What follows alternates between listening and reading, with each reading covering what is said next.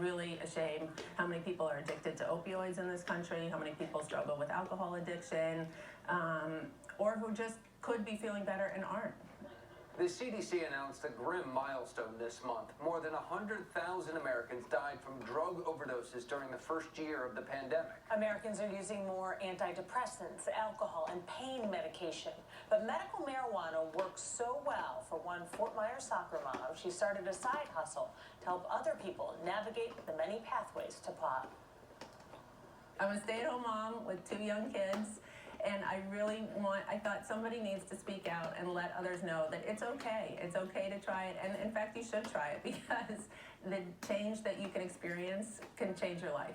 Amy Pappas is finally living her best life as a wife, mother, and fitness fanatic. I've had for years some anxiety and like mild depression, trouble sleeping, kind of common stuff that you hear from a lot of women. And I had prescriptions for it, and I didn't want to take more prescription drugs. Like a lot of people, COVID added a layer of anxiety, isolation, and sleeplessness to her life. It was just a really stressful time.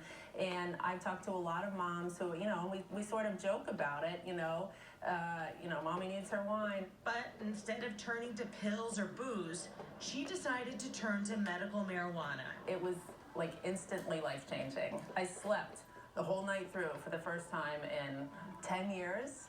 Amy spent months researching, reading, and experimenting to figure out the perfect dose of the perfect strain. It's incredibly helpful to have someone who's knowledgeable, someone who can take the time to sit with you and find out what your individual needs are. We call it the Goldilocks dose. So this minivan driving stay-at-home mom decided to become a cannabis coach. Medical marijuana can help because it's calorie-free.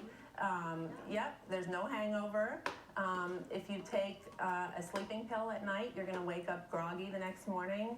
With the cannabis that I use, no grogginess. Opening up her own consulting business, the Wellness Weed, to help her clients navigate the many legal strains, doses, and methods of ingestion. If you really want to make changes in your life and improve your health outcomes, you need more than just what you can read on the internet. And so that's what I hope to help people with.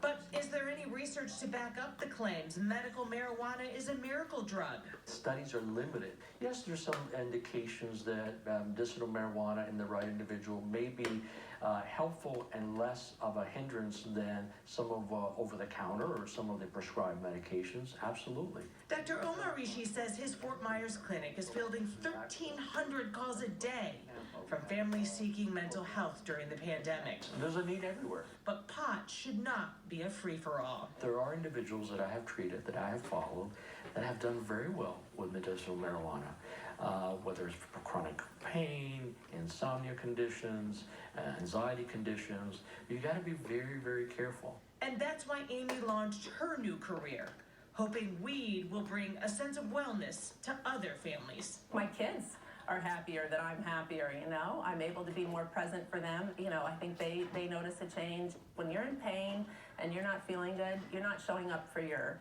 relationships, you're not showing up for your spouse, your friends, and that has a big negative impact on people's lives. And so certainly when I'm able to help somebody get past that, it's just a wonderful feeling.